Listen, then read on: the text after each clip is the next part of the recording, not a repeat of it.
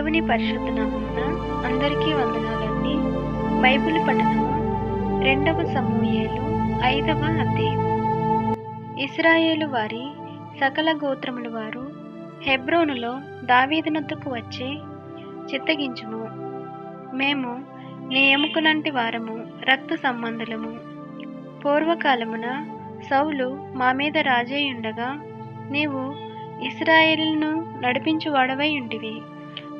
అయితే ఇప్పుడు నీవు ఇశ్రాయేలును బట్టి నా జనులను పాలించి వారి మీద అధిపతియుందువని యెహోవా నిన్ను గురించి సెలవిచ్చి ఉన్నాడని చెప్పిరి.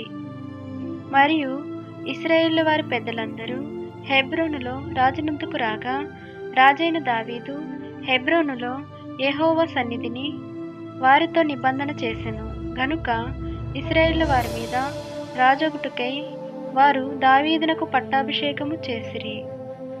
దావీదు 30 ఏండ్ల వాడై ఏలనారంభించి 40 సంవత్సరములు పరిపాలన చేసెను. హెబ్రోనులో అతడు యూదావారందరి మీద 7 సంవత్సరములు 6 మాసములు, యెరూషలేములో ఇశ్రాయేలు యూదుల వారందరి మీద 33 సంవత్సరములు పరిపాలన చేసెను. యోబుసీయులు దేశములో నివాసులై ఉండగా రాజును అతని పక్షమున వారును యెరూషలేమునకు వచ్చిరి. యోబుసీయులు దావీదు లోపలికి రాలేడని తలంచి, నీవు వచ్చిన ఎడల ఇచ్చటి గ్రుడ్డివారును కుంటివారును నిన్ను తోలివేతురని దావీదునకు వర్తమానము పంపియుండిరి. అయినను దావీదు పురమనబడిన సీయోను కోటను దావీదు స్వాధీనపరచుకొనెను. ఆ దినమున అతడు యోబుసీయులను హతము చేయు వారందరూ నీటి కాలువల పైకి వెళ్ళి దావీదునకు హేయులైన గ్రుడ్డివారిని కుంటివారిని హతము చేయవలనని చెప్పెను.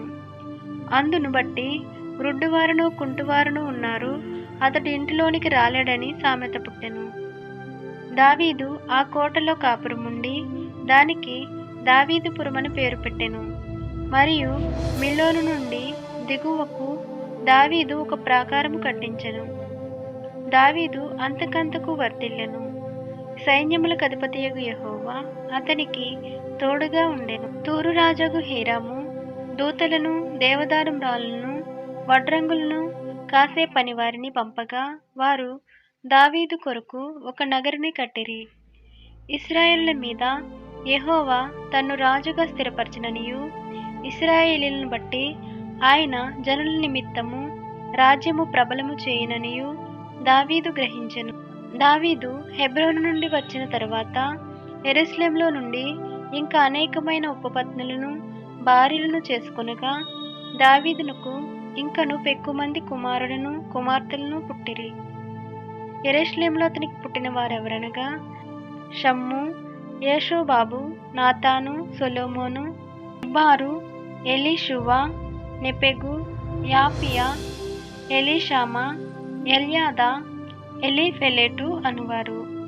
జనులు ఇశ్రాయేలు మీద రాజుగా దావీదునకు పట్టాభిషేకము చేసిరని ఫిలిస్తీయులకు వినబడినప్పుడు దావీదును పట్టుకొనుటకై ఫిలిస్తీయులందరూ వచ్చిరి. దావీదు ఆ వార్త విని ప్రాకార స్థలమునకు వెళ్ళిపోయెను. ఫిలిస్తీయులు దండెత్తి వచ్చి రెఫాయిము లోయలో వ్యాపింపగా దావీదు, నేను ఫిలిస్తీయులకు ఎదురుగా పోవుదునా, వారిని నా చేతికి అప్పగింతువా అని యెహోవా యొద్ద విచారించినప్పుడు, పొమ్ము, నిస్సందేహముగా వారిని నీ చేతికి అప్పగించుదునని యెహోవా సెలవిచ్చెను. కాబట్టి దావీదు బయల్ఫెరాజీమునకు వచ్చి అచ్చట వారిని హతము చేసి జలప్రవాహములు కొట్టుకుని పోవునట్లు యెహోవా నా శత్రువులు నా ఎదుట నిలువకుండా నాశనము చేసిననుకొని ఆ స్థలమునకు బయల్ఫెరాజీమని పేరు పెట్టెను. ఫిలిస్తీయులు తమ బొమ్మలను అతడు విడిచిపెట్టి పారిపోగా దావీదును అతని వారును వాటిని పట్టుకొనిరి. ఫిలిస్తీయులు మరలా వచ్చి రెఫాయిము లోయలో వ్యాపింపగా దావీదు యెహోవా యొద్ద విచారణ చేసెను. అందుకు యెహోవా, నీవు వెళ్ళవద్దు, చుట్టూ తిరిగిపోయి కంబలి చెట్లకు ఎదురుగా వారి మీద పడుము. కంబలి చెట్ల కొనలను చప్పుడు వినగానే ఫిలిస్తీయులను హతము చేయుటకై యెహోవా బయలుదేరుచున్నాడు గనుక అప్పుడే నీవు త్వరగా బయలుదేరవలనని సెలవిచ్చెను. దావీదు యెహోవా తనకాజ్ఞాపించిన ప్రకారము చేసి గెబ నుండి గెజెరు వరకు ఫిలిష్తీయులను తరుముచు హతము చేసెను.